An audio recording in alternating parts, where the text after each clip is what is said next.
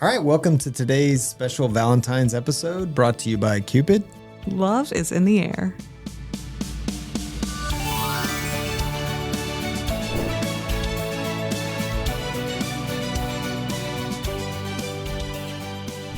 Okay, so in the spirit of Valentine's Day, let's talk about all of the people that we work with who we love.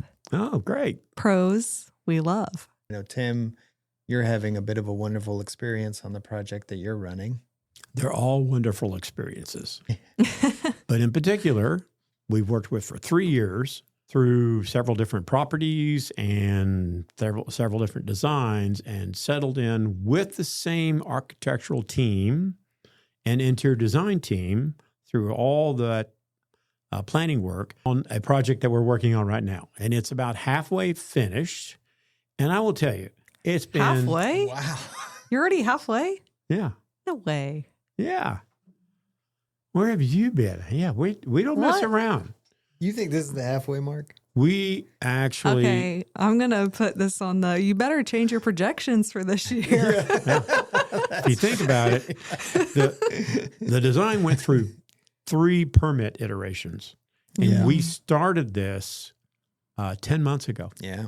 Right? And so I suspect that within 10 to 12 months, we should be wrapping it up. But back to what I was saying. This design team, the architect firm and the interior design firm have just been a joy to work with. So collaborative. Yep. So appreciative of everything we do and what we bring to the table and have to offer. And very responsive, however, very thoughtful. Every design iteration in this project has been thoroughly thought through by the entire team and sensitive to the client's living needs and vision, their tastes. I think ultimately when it's done, it will be one of our signature projects. Now, the style, the architectural style is traditional, which here in Austin, Central Texas, is not necessarily the mainstream. We generally do more modern things, but that's the client's taste. That's what they want. Yeah, so it's like a Tudor inspired, right? And the project's called Attituder. Attituder, right? They both come from California, and they basically have seen a lot of very modern, contemporary designs, and is kind of tired of it. Yeah. And the fun thing about it too is the interior designer. Like, I feel like the first time I met them in the office, I really liked their team. It felt so engaging. Like every time they were here or every time we met over there. Also, it's just fun working with interior designers because there's like samples everywhere and fun colors. Yeah. And I feel like they've brought a lot of the client's personality out. And it's not just this like it's not super, super restrained. There's a lot of like fun. Yeah. I think that's right. It's not the only architect we like working with, of course, but we don't have enough time to talk about everybody, so we're just picking little examples. But I think the engagement, the sort of constant engagement and communication and collaboration of all of the team together is something that's really special and we value a lot. It's really nice to have both the interior designer and the architect team be at those meetings every week, which is right. It's amazing. And be collaborative. Be collaborative and helpful and really work together as a team. That is something that we love. Yeah, good-sized, complex projects take a lot of real-time interactivity and collaboration by the team because the momentum of those projects builds to a certain level that without constant feedback and constant information flow, they bog down and they'll slow down and you won't make the progress that the client is expecting. So, and this has been a great example of everyone working together toward a common goal has worked out really well. And one I'm really very proud good of them. example, I think, of that is like we have this selections guideline that we give out typically like during the design or pre-construction phase. And they the interior designer, to that meeting with their version of that called a responsibility matrix. Yeah. And we've we've modified our document where instead of just a list of decisions that need to be made, there's actually an assignment of who is responsible ultimately for making that decision. Right. Which I think is really cool because they actually are helping us push the project forward. Right. And then one example of just how collaborative the architect has been and like helpful in actually constructing this project is providing like full scale templates for the rafter tails. Right. I don't know if you could like speak a little bit about what that looked like. Yeah. And it's not just rafter tails. There's a lot of exposed Douglas fir stained cornice material on this house. And the shapes and styles necessary for it to be a true sort of Tudor style home requires very specific shapes and templates, as you say, generated by the architect, and often in full scale that the framing contractor can then take and cut out and execute to great architectural historical detail. So I'm very proud of them for doing everything that's been necessary and responding to all the trades needs, all of our needs, each other's needs to keep the project moving forward. Yeah, I think it's important to note that keeping the project moving forward and still maintaining that quality and attention to detail by putting together those full-scale templates. We had 190 something rafter tails. I forget what the number was, but it was hundreds of them. Yeah. And it wasn't one kind of rafter tail. There was probably 15 or 20 different individual shapes and arcs. Putting those full-scale templates together allowed us to get them all exact, but quickly. Like the guys set up shop on site and just banged them out because they didn't have to do math. They didn't really have to do much other than really pay attention to those templates and lay them out, which is fantastic. Yeah. Great system. Something else we love. Templates. Yeah. One of the projects I'm working on now, we have an architecture team that is actually out of state. And prior to beginning this project, I'd never worked with an out-of-state architect before. And I think I approached it with a little bit of apprehension. But the team that we work with absolutely love, and they, again, are super engaged. They are on every call every week, in addition to subsequent calls that we need scheduled. Their plan set is probably the greatest plan set that we've ever received. 200 something pages of useful information. I just love the fact that that plan set is so thick and detailed, yet the team that put them together did it in such a way that they spent, like you talked about, all the thoughtfulness that went into it. They know those details. So when I'm speaking to them about something, they remember drawing it, and they remember the thought and care that went into why they drew it that way. And being able to get that feedback in that level of detail in the background, the understanding, because, as a builder, I approach things with, okay, these are the drawings. This is how it's supposed to look at the end. These are the materials that go into it. But I'm always thinking constructability as well. And, what's the best way to put this together, which sometimes requires maybe altering what the plan was. I don't just do that willy-nilly. I consult with the architects. And so being able to give them my ideas and my feedback, and then speak with them about how they came to the decision to do something a certain way, gives me the information and the confidence to know that, okay, this is well thought through and I should follow I should do it this way. Or if not, you know how to propose. I know how to propose the right solution. Exactly. Yeah. I feel like this team in particular is very good at articulating design intent. Yes. And it's so helpful as a builder to understand where someone's coming from and what they're trying to achieve. And then it's like, okay, I can play within those parameters and make good suggestions. Yeah. Yeah, absolutely love that. Sure. The other thing on this one, which is not usual, is there's no drywall on this project, and I love that. Yeah. Yeah, I've never built a house without drywall before, so I'm really excited cool. to do that. Okay, well, let's move on to another group of individuals that we love and we work with, consultants. And so this can be engineers, it could be building enclosure consultants, really a variety of different consultants that get pulled into a project, other design professionals, landscape design, things like that. Right. The one that comes to mind initially that, again, we can't talk about everybody, but we have a structural engineer that we really enjoy working with and have had a lot of great experiences with. Maybe, Tim, if you could talk a little bit about working with this particular structural engineer and a great experience that you've had.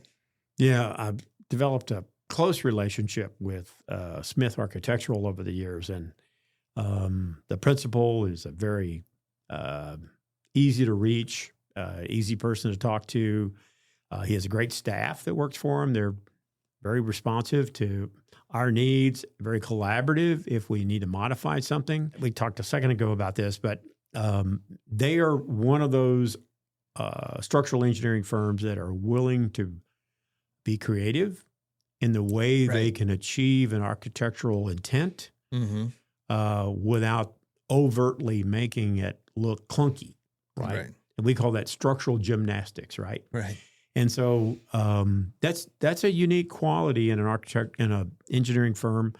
They have to really think outside the box, and they have to, go out of their way to do it. But we've had really great experience. Yeah, we oftentimes here in Central Austin working around trees and tree roots, and they are really fantastic about understanding the requirements of the city and what it takes to, build a house close to a tree without damaging it, and the creative ways, like you had said, of maintaining the structural integrity of the house, but not damaging the environment around it. Right. Which is awesome. Right. Yeah. Our landscape architect that we use a lot, and landscape architects in general, have been really integral, and also just like, I feel like they're a good design professional that will collaborate with other people. And I mean, part of it, I think, is like they usually get brought in after there's something already in the works. Yeah. So they kind of have to be nimble like that. But, Scott Castle, who we work with a lot, is one of those people that I think when he shows up to meetings, he's often quiet and like listens and then responds really thoughtfully. And he's also someone that's really fun to meet with because he brings samples and fun things to look at when we meet with them. Yeah. No, it is great. Like you said, oftentimes they're brought in late, and having that close relationship that we do with them makes it easy for us to bring them in as early as possible. And, so much of the houses we build and the architecture that's created them, they're purpose built on a site. And so the site is part of the project as well. And that design is integral to the overall feel of the project. And so I think Scott does a wonderful job showing up before we've started anything and really having a vision of what it can be that aligns well with the design of the home. Yeah. He's great at giving clients a comfort level about how their architectural design for the home will fit and nestle into the site. So I've seen him pictorially show renderings of the architectural structure sitting on what he would propose to be the landscaping and hardscaping setting that it sits in. Right. And then once they see that, it's generally like an aha moment for them. Oh, I like this. I like where this is going. Yes. Yeah. We love that. I was going to say love as many times as I can to remind everybody it's the Valentine's episode. Yeah. Okay, awesome. Well, let's move on to trades. We work with quite a few different trades that we love. But I want to go back a little bit to what you said earlier. We were talking about the project you're working on and those full-size templates. The framer that we work with and have worked with for many years, Bill Wood and his team at Madera, really do such a great job of rising to the occasion when we present them with a unique or difficult challenge. And that was one of them. I was so impressed with the way that those guys really jumped in. And we said, here's some 20-foot long pieces of paper. Can you turn this into some real wood?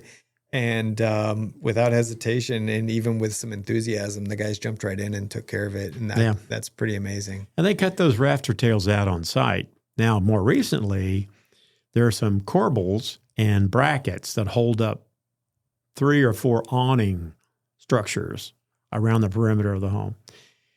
Those corbels and brackets are even much, much more complex and ornate than the rafter tails themselves. Yes, of course, yeah. They took the material, it's like 4-inch thick Douglas fir material, back to their shop and built this elaborate table stand that rotated around their bandsaw to actually cut these into shape. And I showed them to the team, the architect, interior design team, and the client this morning, and they were like, wow. This is amazing. This is trim carpentry level work by a framing carpenter. Yeah. It's so cool too. Like I think about if you have drawn something out and then you see that the trades are taking it that seriously, it feels so cool to think that like someone is on board with the same vision. Yeah, absolutely. I love that. And I love that we didn't have to instruct them to do that. To get the product to the level of quality that we expect. They just knew that that's what it needed to be, and they creatively figured out a way to do it. Yeah. And I saw they posted, I don't know if you saw, that. But yeah, they posted really about cool. it, and wow, what a neat thing that they did there. We should share that on our story. Yeah. I get so entrenched when I'm on site and so enthusiastic. It's like eye candy, all these cool things that are going on that I stop. I mean, I fail to stop and take pictures. Yeah. I feel like I get back to I'm about to go visit that site I wish again. I'd have recorded that because that's going to be something that's so cool. Well, they've got some really interesting work in ceilings and all kinds of stuff that they've done already. But that's a great example. It looks great. Also in the primary bedroom ceiling, which is like a jewel box ceiling, the original architecture design for the light cove and the coped ceiling, once it was started by this framing contractor Madeira, the clients and the architect realized they had like 5% of it done. It was too clunky. Now that we see it in person, within 48 hours, the architect had drawn a new template, sent it to us. We gave it to the framing contractor Madeira. They had recut the shapes and put it in. It was an amazing turnaround of modifying something that we realized in real time was not going to work, making it work, because that was pure collaboration between 4 or 5 different entities. That's cool. That's fantastic. I think another trade that we love is in the tile setting. Oh yeah, I've got one for that. And we, every home that we do in some form or another has tile work in it. So, and it really is a big part of at least particular rooms, like the bathroom, for example. It really makes the room. And our usual bathroom is usually not usual, right? Like it's always There's no usual. Something interesting and unique. And again, there are challenges that need to be overcome with different material interactions or plane changes and things like that. And so having a tradesperson that you can rely on to understand that vision, figure out creative ways to come up with solutions that still fit the design intent, but, maintain waterproofing standards and things like that. Yeah. It's huge. So I don't know, Chelsea, what has your experience been here? Well, on a project that is wrapping up, we didn't have really any drawings for this primary bathroom, like tile details at least. And the PM and I met with our tile guy over there to just discuss everything. And it's funny, even seeing just some elevations and the tile selection, I hadn't really thought about all of the different conditions that really needed to happen really well. And so the tile on the wall was like kind of a wainscoting condition where it was like a mosaic marble tile with like these tiny little, like probably like 3/8 or 1/2 inch by 1/2 inch little pieces. And there were like multiple corners that it needed to turn. Yeah. And in my mind, I was like viewing these as these stiff, static things. But if you pick up a mosaic tile, That's right. it's like a carpet or something. Right. And so our tile contractor over there had to like miter all of these corners and do all of these different things. Like all the cap on it was like a pencil trim piece. And he had to kind of do some extra cutting there to turn corners. And so the mosaic tile is capped by that piece. And both of those ran into kind of a jam extension with countertop material into the shower.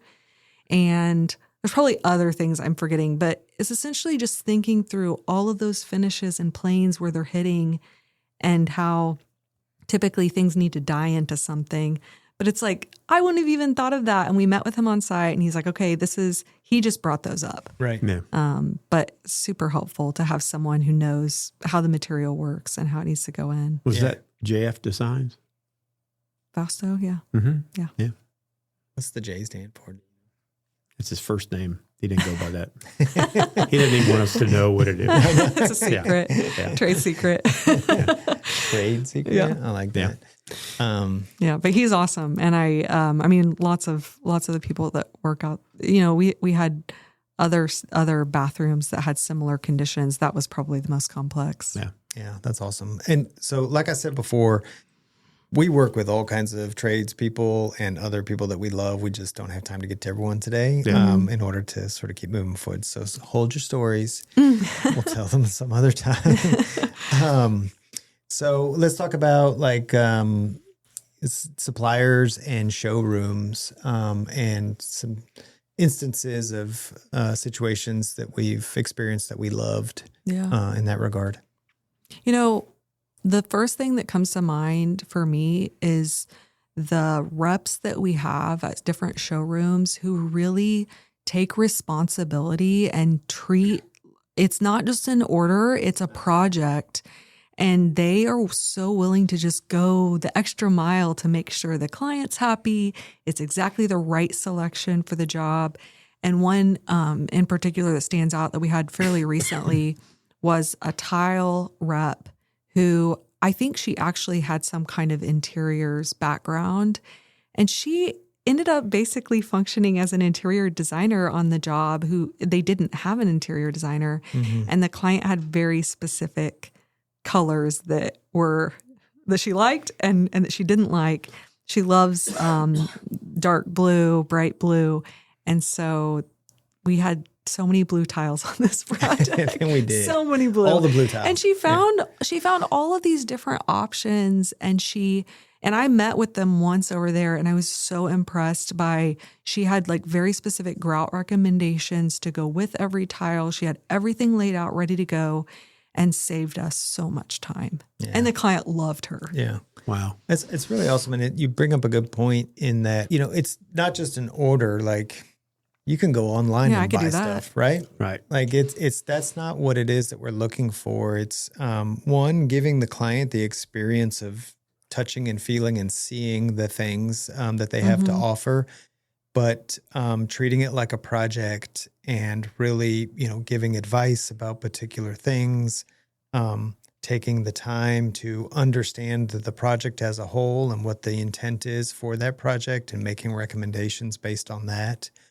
And then even in a very technical way, we will receive the plans that have a schedule, fixture schedule, for example, doing the due diligence to take that, because often, the schedules that are listed don't necessarily always have all the parts and pieces that are required to achieve that. And like with plumbing, for example, there's the trim kit, there's the rough valves, there's all different sometimes things, all accessories. All the accessories and stuff. And so making sure that by looking at the plans that just double checking the architect or the design team's work to say, okay, this is what you've drawn, this is what you've listed, do those things match up? And then also what are all the parts that are included there?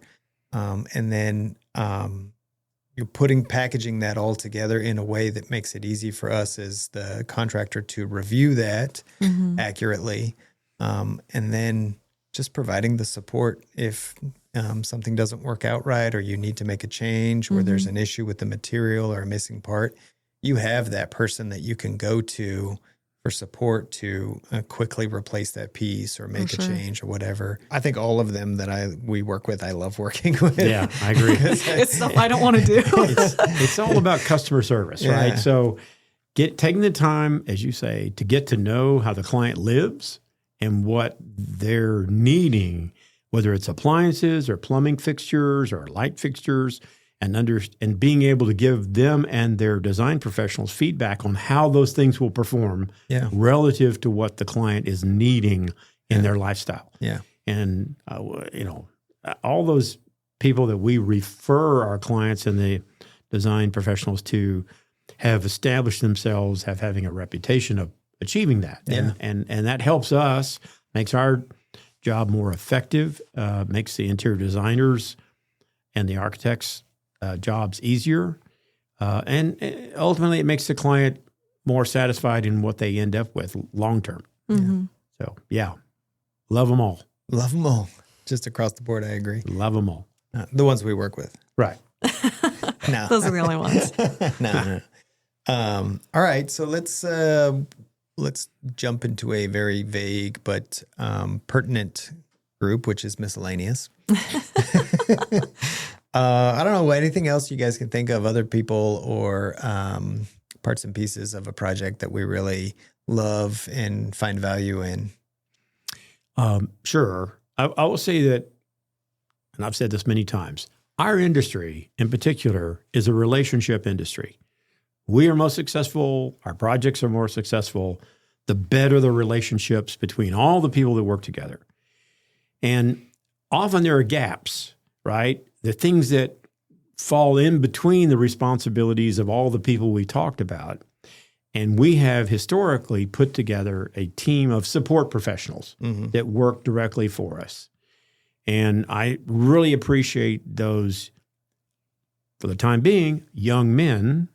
Glad to hire some young women if they're interested, but that help us take care of the site, help us source materials, help us make sure the sites are safe, all those things that are necessary to support the project itself. Yeah. And so, yes, I want to shout out to those. We really love them. We love working with them, and we value them as well.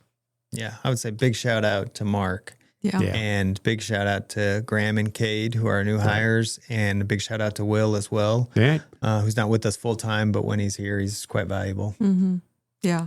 I think Mark in particular, because I've known him the longest. I remember the first day I started, I think you texted me like, I don't remember. It was like right before 8 and said like, oh, maybe you should come in a little late. I'm going to be late to the office, but I was already here. And I came in and Mark was here and Johnny, who no longer works with us, but was also awesome. And they just like talked my ear off and kept me company and told me where everything was. And they're so friendly and so, or Mark in particular, he's just so eager to do whatever it is that someone needs help with. Yeah. It's awesome. Yeah. You wouldn't believe all the hoops he personally jumps through all the time. And especially today, for example, he was outsourcing screws for the framing contractor. He was sourcing paint. It makes everyone's for job the interior easier. designer. He was, cleaning up the site, and it's just amazing. And he's a wizard with the concrete saw. He is. That's true. Which he may or may not like being. One other example that's not related to that team is I just thought of is this is very miscellaneous. Is I think some of the other categories that we've talked through become really interesting and good resources for us when we're trying to figure out an answer to a problem that's not even on their project. Even fairly recently, we were trying to source a place that could make a custom leather pull for some doors. And we had asked around a bunch of different places, and we just kind of kept running into roadblocks. And I reached out to Annie Downing and Amy who are working on the Auto-Tutor project, because I remembered in one of our pre-construction meetings them mentioning doing some staircase with like a leather wrapped handrail. We're going to do that, by the way. Yeah. Oh, good. And I was like, oh, that sounds really awesome. And I remembered they had mentioned it. So I reached out to them. Hey, who's the leather people that you work with? And they recommended Obsidian. Is that what it is? I think. I might be wrong. And I'm bad with names. And Emma and I went and got to see their showroom. And they really took a lot of time to like show us all of the different materials they're working with and some of the fun stuff they've done. And just knowing their capabilities is super helpful for, it'll be helpful in this job, but it'll be helpful in future jobs. Yeah. And I think one thing about all of these people that I really love is being able to be resources for each other. Because it's a quick way to find exactly what you need. Yep. Awesome.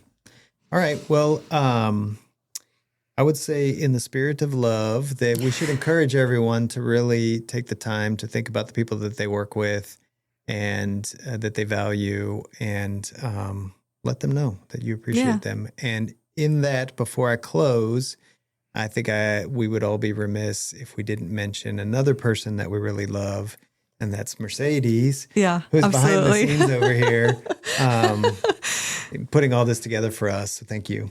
Good call. All right, happy Valentine's Day. Yeah, love it. That's it for another episode of Work in Process. Thanks for listening. If you've got a question, a topic suggestion, or want to start a project with us, send an email to hello@risingerbuild.com. You can also find us on Instagram at risingerbuild_ATX or on YouTube by searching Risinger Build. We'd love to hear from you.